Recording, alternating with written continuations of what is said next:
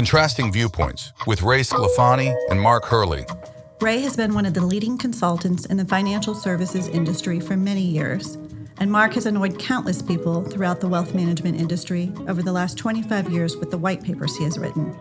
Today, they are going to provide their insights into what is really going on in the industry, some of the more absurd things they've seen, and also for anyone in this industry, some issues they should be thinking about as they try to build their business. Welcome. My name is Ray Sclafani, and I'm joined by Mark Hurley, my co-host. Mark, great to be with you again today. Great to be with you too, Ray. Okay, as always, we've got some exciting headline stories that we want to make sure we get to and share our take on some of the trends and things we're seeing in the industry. We've got a few articles that we want to get through that we've seen in the press as of late, and we would be remiss if we did not start off with probably the hottest news in wealth management. LPL firing CEO Dan Arnold for cause, reported by CityWire. The company's board of directors terminated Dan Arnold as CEO for cause and appointed Rich Steinmeier, the company's chief growth officer, as interim CEO, effective immediately. The firm said that Arnold had made statements to employees that violated the company's code of conduct. This announcement is having its impact reverberate across the industry. Mark, what's your take? Well, first off, I always am skeptical when someone gets punted where the whole story is coming out. I mean, look, this guy, when he took over the company, the stock price was 1/6 of what it is today. So clearly, this guy did a phenomenal job for a lot of years. At some point, though, someone made a decision that things were becoming problematic. It's unremarkable, happens with CEOs everywhere. The part that I found interesting was they said in their 8K that he was not entitled to receive severance benefits, and his outstanding equity awards are subject to automatic forfeiture. That's often a negotiation point, right? Yeah, all that's going to mean is, if you ever get fired, people want to buy your silence, and this guy's smart. He's not saying anything. His record is he did a remarkable job. I think what's happening, though, is this is a more emblematic of a bigger trend that's about to occur throughout our industry, which is when you're really small and you're getting started, you want to find a platform that will take care of everything for you so you could just focus on trying to get clients and make some money.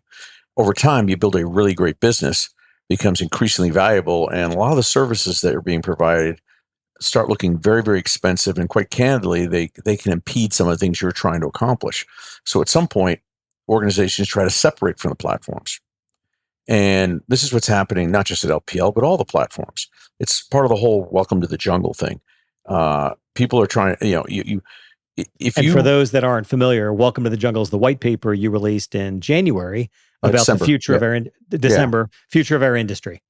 Yeah. And so, what you're going to have is, if you're running one of these things, you have an impossible job. A lot of these firms that came on, for lack of a term, as young children are now fully grown adults in terms of businesses, and trying to keep them on as part of the platform. You try different tactics because your economics are tied to that. And quite candidly, most of your economics are from your biggest firms, which are the ones most likely to leave. But this is going to happen with all the firms we're talking about across the board. This is the natural forces of capitalism battling through it.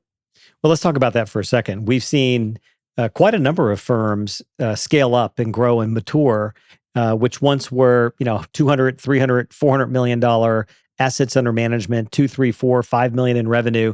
All of a sudden, large OSJs who have become aggregators and integrators, moving assets off the platform, becoming more multi-custodian. Is that the sort of pressure that you're talking about that LPL and these independent broker-dealers have been under and will continue to be under? Yeah, and these independent broker-dealers, they really make all their money from effectively getting a piece of what comes through their platform to the people that are using the platform. And increasingly, these guys are finding a way to circumvent that. It's really an allocation of where all the profitability and who gets what for where. And once you become large enough, you really don't need an independent broker-dealer because they're going fee only anyway. And they can set up their own RIA, and all this other stuff that they have to deal with quickly goes away. Now, that said, it's far easier in theory to do that than it is actually in implementation. It's a big undertaking, and what the independent broker dealers are seeing their lifeblood being threatened, so they're increasingly being more aggressive and threatening to sue people and doing all kinds of actions to do this. Caught in the middle of this, if you happen to be running one of these things, I would highly recommend Excedrin. It works great when you got a really major headache. Okay. Well, that leads to kind of the second story that we wanted to talk about, which is the high cost of luring business, which was reported in FA magazine. In a recruiting environment where advisory firms in all channels have been consistently offering piles of money to lure talent and changing jobs, it's reported, and hauling them assets with them. It's inevitable, though maybe unintended, result is starting to emerge. Money alone is no longer as compelling as it once was. Consolidation is all around us, and there's lots of people out there seeking new homes, new firms to partner with. And it's not about the upfront money anymore. It's about the long term and where these firms want to take their firms. Yeah, I think what the industry's woken up to is that the stability of client relationships is so phenomenal, more so than any other financial services industry, that private capital is willing to pay a staggering multiple to buy these businesses. So before, you were worried about what kind of check I would get to go across the street and my day-to-day compensation. Not that people don't care about that. They still don't want to affect their lifestyle.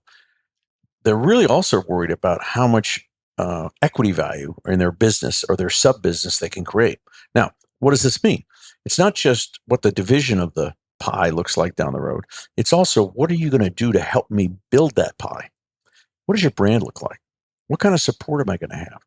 What is your offering?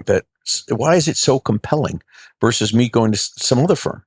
And what it means is firms that want to keep growing are going to have to expand their service offering so they have a compelling offering, not just to prospective clients, but also to talent they want to bring in. Now, what's driving all this chaos with talent, as we'll get to later, is that there aren't that many people that are very good at bringing in business. Yeah, growth rates are anemic. In fact, Tiburon Advisors reported last year that at a 10-year study, 70% of growth rate among RIAs in the U.S. was due to the capital markets. Yep. And one of the things we've been talking about client-wise a great deal about is bifurcating this idea of growth and defining, or perhaps for some, redefining what organic growth means, which is more wallet share. And inorganic growth isn't just acquisitive growth. Set that aside on its own and focus specifically on inorganic tactics. The overwhelming majority of advisors are not doing a great job growing new clients, new revenues, new assets into their organizations. If you just look at the capital markets, most advisors have been riding the wave of the capital markets for quite some time. Yeah, and this is a cultural issue as much as is anything. The vast preponderance of the industry has been somnambulant. These firms stopped marketing because the market went up. They just were happy to clip coupons. The contest became how many weeks of vacation you could take every year. We don't work on Friday afternoons, et cetera, et cetera, et cetera. If you look at the firms that are growing, and there are some firms that are incredible. Merit is a great example. Wealth Mission Enhancement is an example. Group. Yeah, Wealth Enhancement Group. Yep. Shannon Shop. Beacon Point, which is growing organic, not market, double-digit top line regularly every year. Fundamentally different organizations to work for. They're much more intense, for lack of a better term. Much higher degree of accountability, but the kind of people they're getting like that. That's what they want to be part of an organization. And they're doing a great job also of building brands. Well, the fact that we're on this growth topic and this high cost of luring businesses, firms are willing to pay up for organizations that actually have an ability to grow organically and inorganically and not just acquisitively. Mark, let me ask you, how many subscriptions you got in your house? Oh, golly, probably about 15. 15 off the top of your head. If you really go and count them, it's scary, right? Yeah, it is. Oh, yeah. So I think of the subscription business, that recurring revenue, it's not too dissimilar to the way fee-only, fee-based wealth advisors, that's the way private equity is thinking about these businesses. Oh, yeah, but it's even a better model. Because my Netflix subscription doesn't go up with the market. And over time, the market trends upwards. Additionally, most of the clients, when they get them, are relatively young. So the S&P, they're capital accumulators. The S&P over the last 10 years has grown 14%, give or take. Yeah, and if you're operating an RIA business, you typically would have really pure gross margins 50%. That means your EBITDA is going up by 20% a year for turning the lights on. Wow, what a bunch of geniuses! So what's interesting is this upfront money. Cerulli Associates says is extremely important in some of the research. Yeah. But I'm not here to say that it isn't important. But I think it's clear that the recruitment wars and the the aggregation, the firms that are in aggregation mode trying to recruit these businesses, they're really looking closely at the businesses that are better positioned to grow than not. Upfront money is a necessary but grossly insufficient condition to success. Yeah, so this is an interesting topic. I think one that'll continue to hit the industry pretty hard. I wonder, what do you think about the wirehouse channel? You still see pretty rich deals, upfront money to move from a UBS to a Morgan to a Merrill to a UBS, Wells to. So if you have one of these platforms, you have incredibly high costs, and the marginal profitability from a large firm joining your organization or staying with your organization is so much higher than a bunch of guys that are effectively de novo. So they if they don't pay this, in many cases, they could see a precipitous drop in their profitability. So shout out to Mindy Diamond. When I think of what she and Lewis have done in switching their organizational focus in the independent and RIA channel, it's been nothing short of brilliant. Yep, absolutely. Okay, let's go to our next article, which one of my favorites is Philip Palaviv at the Ensemble Practice. I think probably one of the brightest minds in our industry. I hope you agree. You can write it down, put it in stone over your bed. If Philip writes it, you should read it. Okay, so we actually agree on something. Usually, we debate a fair amount. So that's good. So it's really interesting. He published an article in FA Magazine called "The Sugar Substitute: Synthetic Equity, the Sugar Substitute." And he says the first sugar substitutes, like saccharin, became commonly used in the First World War when real sugar became scarce. They weren't a way to lose weight. They were actually to replace what was no longer available, real sugar. The synthetic equity, he says, is the same. It's becoming more and more common as the real equity is becoming more and more scarce and more expensive. Synthetic equity is the ownership in a legal sense, a bit like being married. There's no gray area. You're either married or not, and you're either the owner of the company or you're not. Any instruments that simulate the financial or emotional or legal effects of ownership but aren't really ownership are by definition synthetic. Yeah, and this covers a broad range of things. For example, the Sulzberger family owns a de minimis percentage of the New York Times, which is a public company, but they have all the votes. Yeah, ownership control is very different than. Yeah, so I mean, and LLCs, for example, are ideal for designing structures where you can manipulate the votes and control who can do what and everything else. I know in one sense, if you're thinking of joining a firm, last thing you want to hear is anything that's not identical to what the founders have, but that's not always that thoughtful of an analysis. The last thing you want to do is have a chaos of thousands of people trying to make a decision on what the business should do. In many ways, it makes far more sense to have a leadership team that has the votes to control and make the decisions they want to do, so long as their interests, or financial interests, don't conflict with everybody else. And the governance side of this becomes unmanageable if you don't do that. Additionally, you can give economics that are tied to the specific performance of somebody as opposed to the whole organization, which particularly if you're going to bring recruiting people in, that's critical, because if you make a mistake, it could be very expensive to all the other partners. And if you're the person coming over and you really knock the lights out, you're going to want a different sort of compensation package. Otherwise, you're going to be unhappy. So there's a whole lot of different alternatives to be done here. We probably should do a separate discussion on this at some point. I think so for sure, but I'd like to get into it a little further. Sure. This synthetic equity, phantom stock, I think they're used synonymously. Mark, you've had quite a track record in growing and scaling a firm. Like when you think about being an owner of a wealth advising business, when do you think about this whole concept of equity dilution being a good thing? And when do you turn to profits interests, phantom stock, stock appreciation rights, SARs? Like, give me just your mindset on when you use what instrument and when. Yeah, there are many firms that many decades ago were by far the largest firms in the industry, and they've not kept up with some of the firms that have come along. And the reason is the owners, the founders, were so concerned about control and all the sorts of things like that, they weren't willing to dilute their ownership down. And as a consequence, they made irrational economic decisions for the business, particularly when it comes to acquisitions and things like that. Where synthetic equity comes in is you're trying to find a way to allocate the economics and structure and incent certain types of behaviors. But that's separate from governance. And so The So give idea me is, some how do you example. balance the two? Well, what behaviors? Be more specific. Okay, I'm bringing you in. Your job is to try to recruit clients. If you're bringing an enormous number of clients, you should get immense amount of remuneration. If you actually come in and it was all hat, no cattle, you shouldn't get an immense amount of remuneration. And the key to that is how you structure the not just the income, but the equity participation that person has in the organization. Additionally, my experience over 25 years in multiple companies, people who tend to be very good at selling are by far the most problematic when it comes management. They're actually the worst managers. Not all salespeople turn into great owners and strategic thinkers. Is that what I you're would saying? suggest I'm running through the night with a candle looking for those who do.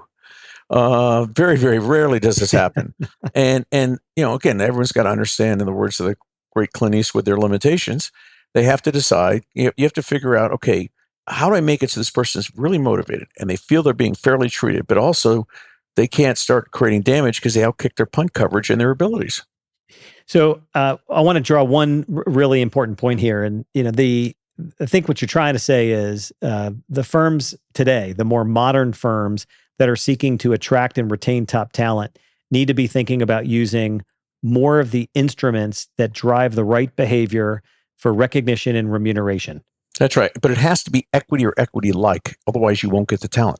Because economics in this business are entirely tied to equity instruments. I mean, Fidelity has done this for decades. They have, even though the Johnson family controls the company, people have made great personal fortunes working for them using, we might call, phantom stock, as opposed to the same shares that the family holds. Yeah, the way we think about it at ClientWise is dilution is good so long as you choose partners wisely. And using all of these instruments allows you a far better way to attract and retain top talent, especially if you're trying to build an enduring firm. Yeah, and it's easy when you're going from, say, 10 people to 20. How about when you go from 10 people to 1,000? Do you think you're going to make all the right choices? Yeah, no doubt. Okay, we need to dive deeper in another episode into this topic. I think it'd be terrific, maybe even to invite Philip onto our episode. Oh, love to talk to him. All right, that's good. All right, so let's go to the next article.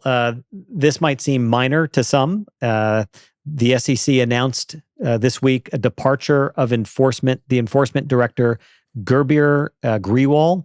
As enforcement director, Mr. Grewal prioritized restoring investor trust and confidence in the financial markets by emphasizing proactive enforcement initiatives and working to create a culture of compliance among market participants.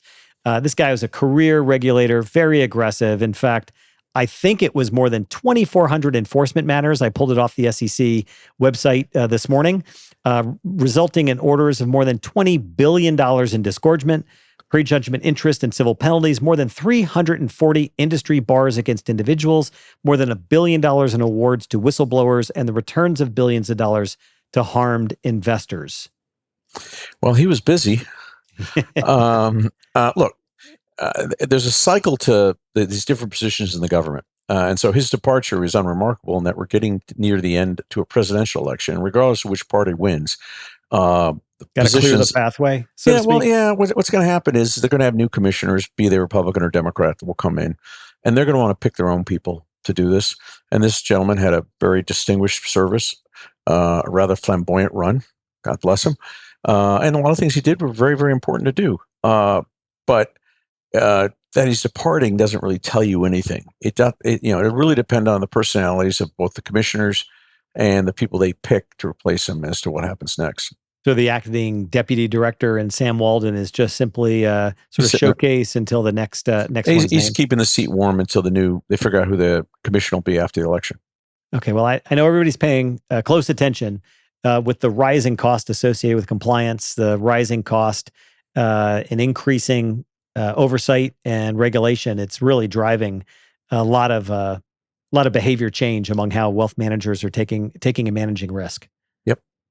Okay, let's go. Next story, our last one before our two favorite parts of our episode, every episode. Schwab's 2024 Independent Advisor Outlook Study has been released, and particular interest expressed in the opportunities presented by automation and artificial intelligence. When asked what they feel is the biggest driver of change in the industry, a plurality of advisors, 43%, cited technology. No kidding, Dick Tracy. Even more, 87% agreed the technology they've embraced has actually allowed them to run their firms more efficiently 82% saying it's important how they work with existing clients, 57% saying tech has become more important for attracting new clients, and roughly 2 in 5 advisors plan to invest even more in technology to enhance their client experience in the year ahead. We'll get into some of the insights in the data. I was surprised to see only a third plan to invest in cybersecurity. That was a little bit of a shocker. But the firms using data most effectively seem to be the ones leveraging it to personalize their advice and service offerings. So this is a big trend. I think the report is a good one by Schwab, and it's been really helpful to see what advisors are thinking about. Any other highlights that you caught in the study? Well, one, I think that, there's a quote you touched on from Shannon Yushi, who runs Beacon Point, and she emphasized that if you're really smart, you're using technology so you can find ways to touch your clients more often. The advisor model has a business model is fairly unique in that you do all this work up front. You get the client set up and organized, and then after that, you get paid the same or more, typically more over time. And forget it. Yeah, well, you get paid more over time, and then you meet with them. Now, when the market's going up 20% a year, my goodness, they want to hold a parade in your honor and name their child after you. When that's not happening, at some point, people start to wonder, okay, now what am I getting for this? And one of the things that Shannon pointed to in the article is that if you're really clever, you'll start identifying client problems automatically with your systems so that you can proactively reach out to your clients. Like, for example, hey, you're turning 65 this year. Let's talk about how we get your healthcare set up for this, for Medicare. Oh, by the way, we noticed 2 of your kids are getting ready to go to college. Let's think about some ways to do that really tax efficiently. And, how do you plan for that correctly? As opposed to waiting for the client to come in and say, these are my issues. Instead, you track this information and use it. And I think the really savvy firms are increasingly going to do this. They're going to recognize, no different than giant tech companies, that they have a tremendous amount of information about their clients that they can use in order to further strengthen and enhance the relationships. So any more to report on this Advisor Outlook study by Schwab? Anything else stood out for you? Yeah. If you think only 1/3 of the firms are investing in cybersecurity, obviously this will depend on when the commission finalizes the cybersecurity rule. But that means 2/3 are hoping to get an enforcement action. So this should be very interesting. Yeah. And what do you call the face tattoo? Well, yeah. If you under the rules, you get breached, you're going to have to tell every current, future, and prospective client. It's somewhat analogous to getting a face tattoo. Maybe I'm off the wall here, but I don't think it makes you that much more attractive as an enterprise. Listen, I know you're responsible in leading the industry. I know you published a white paper in partnership with Market Counsel and Brian Hamburger. We did a bonus episode last month on this topic, and I would encourage everybody to go back and listen to it. You've got some skin in the game on the cyberspace, but can you hum a few bars just around 2 or 3 things that you think leaders of advisory firms who think it's a tech problem really ought to be thinking about? Yeah, as we talked about with Brian, there's 2 amazing myths out there that permeate the industry. Number one is that this is just a technology problem. Yeah, you got to have good technology, but the largest attack surface by far is where people interface with technology. And the people we're talking about with a wealth manager are employees, in particular when they work remotely, and clients. Almost all the breaches we're seeing right now are coming through clients. They're initiated that way, although 82% of all financial services company breaches come through employees working remotely. So that's going to start picking up. It already is starting to happen. The second myth out there is, I can't tell how many executives I've had conversations with, and they say, we'd really just prefer not to get involved in people's personal cybersecurity. We aren't really good at that. We don't want to do that. And as I said in the paper, it's somewhat analogous to a pig preferring not to get a ham and egg breakfast. Just as it ain't up to the pig, it's not up to you anymore if you're running a wealth manager, because that's how cyber criminals not are going to get you, they are getting you already. It's already happening. New SEC rules. I mean, you're fundamentally in the business of trust. How are you going to explain to all of your clients that you lost a client's money because somebody managed to breach you either through an employee or breach you through a remote working through a client or through a remote working employee? So that's a bunch of data coming out of the Independent Advisor Outlook study that Schwab just recently published. I'm going to ask you to jog your memory on some of the content and research coming out of Bruckenstein's T3 study. What advisors admit about cybersecurity at the conference? Joel runs a great conference every year, and they did a survey. And of the people who were willing to participate in the survey, 75% admitted they had done nothing about cybersecurity. All right. So that should get everybody's attention. If you're listening to this episode and you think it's a tech problem, you're not having conversations with clients, it begins with training your team. It And begins with you doing your homework. But there's a paper you can read. It's in the public domain. You can read it. Three firms worked on it jointly. You can read about it. Get up the curve. It's intended for CEOs. But after you get yourself up the curve, you got to get your organization up the curve. all right, we'll put in the show notes a link to the white paper on cybersecurity. Okay, our favorite part of the episode, you've got to be kidding me. And once again, Mark, you've chosen an article. I feel bad for Brooke. The RIA Biz article headliner, Rick Wurster is ideally prepared, in quotes, for the CE role, says Chuck Schwab. He practically runs the company, advances the business model, and actually lives in Texas. I've heard you talk about yellow journalism. What's your take on this article? Well, it's not the headline that bothers me. It's that they say the president and CEO in waiting has all but Walt Bettner reporting to him, and that the news rocked the RIA world. All right, come on. The biggest complaint about big organizations is they do a lousy job of transitioning executives. These guys did just the opposite. They brought someone in, they groomed him, they trained him, and it's making it sound like Walt's being pushed out the door. Baloney. The Not guy's at going to all. be co-executive chairman. Understand, when this guy took over the firm, it went from $1 trillion to $9 trillion in assets. A lot of money. Sure, the stock price is down a little bit because they're making a lot of money on spread lending. When the short on the curve went up, obviously everybody making money on spread lending made a lot less.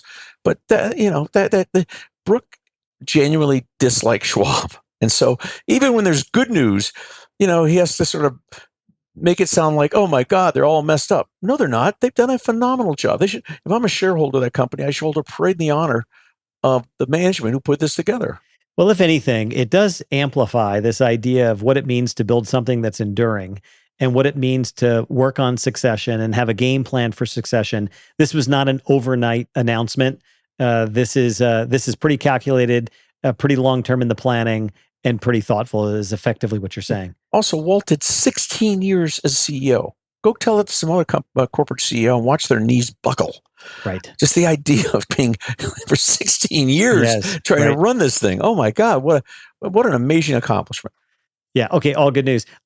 Main topic today. Let's get into this idea of talent. Some estimates are 70,000 new people are needed for our industry. Everyone seems to be going after each other's talent. This gets to the theme of welcome to the jungle, the collegial sort of friendly environment among RIAs. It looks very different maybe than it does today. And there is a massive amount of wealth transfer, 300 million Americans, and we only have roughly, at some estimates, only 154,000 advisors with an average age of 57, getting older by the day. What's really an advisor to do who's in growth mode that is deeply committed to wanting to find new talent? Yeah, well, the first rule, of course, in the jungle is to not get eaten. So make sure you hang on to your existing talent and figure out I can outrun you, by the way, so I feel pretty good about that. They timed my 40 dash with a sundial, so I would not exactly be that proud of it. But I would suggest that if you're thinking about getting other talent, start by how to hang on to your own talent. And keep in mind, there's a thing called the 13th Amendment to the Constitution, so you can't make people do what they don't want to do. And so all we're talking about is allocating economics and creating incentives and creating the types of environments that people want to be in. Now, the challenge here is that the people that most people want are even shorter supply than it seems. This industry, when it first got started, there was such a demand for the service that if you even had semi-decent skills, within 6 months you could have a business that made money. And quickly these guys figured out they were in a pie eating contest.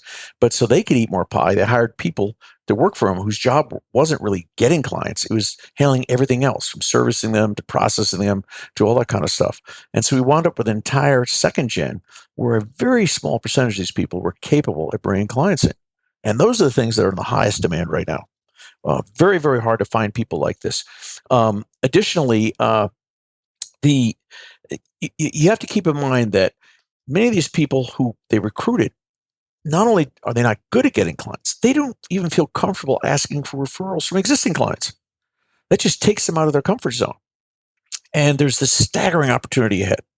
As we talked about in our study, there are now 7 million more Americans between the ages of 45 and 60 than there are 60 to 75. What this implies is that the number of clients in this industry over the next 15 years are going to more than double. But as you touched on, 70% of the industry is unconscious right now. So the challenge is, how do you take advantage of what's out there? How do you do that? Well, you've got to go find talent. Now, in the past, write me a check, and I'll come over, blah, blah, blah, run up the Jolly Roger. People have figured out, as we said earlier, it's the equity value that really drives this. That's the biggest thing that people have to worry about. And what they're going to want is, okay, yeah, I can get some equity and a lot of value here, but what are you going to do to help me make that equity worth a lot of money? What are you going to do to help me build my wealth? Well, I think we got to think about it differently. So I appreciate what you're saying, but for me, what I'm observing about some of the best in our industry is they're expanding the pie of talent. So, for example, it's not just sort of gobbling up whatever limited amount of talent and supply exists in the marketplace and finding ways to slice and dice the equity to make it lucratively attractive. My take is some of the better firms are actually looking to college and universities across the country. They're engaging young professionals who are committed to developing their CFP. In fact, as of this year, there are more than 300 colleges and universities offering CFP board registered programs. So I'm noticing that just the opposite, Mark. I appreciate what you're saying about this need for everybody to be a sales professional. I think you've got to bifurcate the roles. There's an advisor role that's a technical role, where being a great advisor is one thing. That's not a unicorn. You can train somebody to do that. The sales role, well, that's not a unicorn. You can train somebody to be an effective sales professional. It's when you put these roles together that that's a unicorn. And so I see a bunch of advisors, quite a number of firms, being smart about not just looking to poach talent from another organization, but to take a long view and recognize that it's not a race to the finish, short stop clock, let's go, that it's a longer term game. And if you're working with clients multi-generationally, finding young talent, creating careers for new entrants into our great profession isn't necessarily a need for everybody to be a salesperson. But as they grow and mature and build their networks and they want to become partners in firms, well, then maybe they got to help find new ways to grow the firm. But more and more advisors I notice don't have a problem finding new clients. There's an abundant supply of new opportunity. It's finding the technical talent and the relational talent that knows how to really advise and guide clients. Yeah. As always, we agree more than we disagree. And if you go back to the report we put out, we talked about specialization by function. That we agree that people who are very good at selling usually are very lousy at servicing, and you want to separate the functions. The challenge is, how do you get from where you are now to where you'd like to go? It's the transition. Okay, that's fair. Right. I'm with you there. Secondly, the wealth management is about helping people manage the single most complicated relationship with their lives, the relationship with their money. And doing that is not something you get by getting a CFP. That gives you technical skills that are essential. They're a precondition to doing your job, but they aren't which they on their own are grossly insufficient. What you have to have is experience, training, and judgment.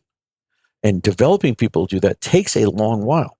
And so we have a period here over the next decade where firms are finally acting like real businesses this industry had not done forever, and are out recruiting talent, nurturing talent, developing talent. But it's going to be a long time until that they can fully benefit from that. In the interim, they have people who can help generate client relationships. They can sell, they can close. But they often have set up their compensation system so that they're compensated based on the size of their book, as opposed to what's happening with the rest of the organization. And many of these guys have books that are larger than they can ever handle. And the last thing they want to do is work harder, because getting clients through the door is still very, very brutally hard. And the question will be is, how do you convince people to shift into roles where they get out of servicing clients and they're not compensated solely on the book? Now, we argued in the paper is that you're going to have two parallel tracks. You're going to have to grandfather in people who do this, because they just won't change. You'll get a prison ride otherwise on your hands. And then you're going to have to develop a different sort of incentive system to help people who are going to, in terms of on an ongoing forward basis. Now, overlaying all this is a bit of urgency. Today, the present value of a client relationship overwhelmingly exceeds the cost of getting the client. Oh my gosh, by a multiple. Now, that is not sustainable. Markets ultimately move towards efficiency. And at some point, there are going to be so many people chasing after so many clients, and you're going to have to do so much for each client that the marginal present value is going to fall precipitously. So we're in a land grab, you're right. And there are oceans of clients out there to be grabbed. But the clients that you get in the next, say, 0 to 7 years on a present value basis are going to be worth 3 or 4 times what clients, which you're going to get from, say, years 8 to 15, simply because of the cost of acquisition. This is an industry where there's been almost zero client acquisition cost or de minimis client acquisition cost. That is going to change. Okay, so I heard Mark Tibergien for years talk about the reason people are joiners to a firm and reasons they leave. And he said there were 4 reasons, and in this order. Nature of the work. Do people like what they do? Do they like their career? Do they like what they do each and every day? Nature of the workplace. What's the vibe? What's the culture? What's the environment like? Nature of the relationship with those in charge, and money, and in that order. Nature of the work, nature of the relationship, nature of the relationship with those in charge, and money. It's interesting when I think about some of the best advisors, they are, and leaders, they're really making sure that each of their people have really great career growth and development paths. They're really creating a positive work environment and creating not just an empowerment culture, but some autonomy and emancipation inside their firms. And I'm just curious what your take might be about some of those other items, not just money and the drivers. I'm not sure there are any ideas that Mark Tibergien ever produced that I haven't plagiarized. So rarely do I disagree with Mark. That said, what he's reflecting is it's called Hertzberg's theory of hygiene, which is a psychologist once said that money cannot make you happy, but not having enough money will make you utterly miserable. Utterly miserable. And that is the challenge. Yes, money, you've got to pay people, and they've got an opportunity that reflects the market demand for the services. And the good news, if you own one of these businesses, the market has figured out they're much, much more valuable than people ever thought. The bad news is the people working for you have figured the same thing out. So this is going to have to be shared across a larger group also. At the same time, though, you're right. Because there's such a demand for talent, the question will be is what kind of environment am I going to work in? Why am I going to be successful here? And successful isn't just meaning making money. Why am I going to like coming to work? Why am I like the people I work with? A big part of it is what's the brand going to be on the door? Because if you have a really robust brand, it's so much easier to work there rather than trying to explain, what exactly we are and who we are. And I think over time, firms that haven't built brands are going to find it increasingly more challenging to attract talent, because it's going to put a bigger burden for somebody who's going to help you grow to try to persuade people as to why this is a really good, safe choice. All right. So as we wrap up, what would you say is one actionable idea that every advisor should take away from today's episode? Well, look, if I'm running a wealth management business right now, as we said before, the jungle has emerged. And if you're not getting in gear and figuring out where you're going to get the talent from, both organically and laterally, and you can't do just one or the other, you have to do both, you're way behind the curve. There are people out there right now that have already plotted out who they want to go poach from their competitors. They're, as you mentioned, they're actively working with the universities to start developing pipelines to feed them talent, and they develop programs to develop people. So if you're not doing that already, you better get it in gear, because by the time you get to where you need to be, you're not going to catch up. That's a great wrap. I would offer just one actionable idea, and that is similar to the apparatus that a firm might build to finding new prospective clients. Build the same apparatus for finding new talent in the marketplace. Think about your org chart 12 months from now, 24 months from now, 36 months from now. In your 2025 planning, make growth of your firm organically and inorganically, less the capital markets, less the acquisitive growth, a priority. And based upon that stated rate of growth, look to the future and ask yourself, what kind of roles, what kind of talent, what kind of culture do we need and want to build? And then build a pipeline of recruiting talent similar to your prospect pipeline. All right, Mark, I think that's a wrap. We covered, oh my gosh, from the Dan Arnold departure to the SEC interim to our favorite part of the episode. You got to be kidding me. So a lot of changes happening in the industry at Schwab and other places as well. It's always great to be with you. Likewise. Really enjoy it. All right. Well, that's a wrap. And we'll catch you at the next episode, everybody.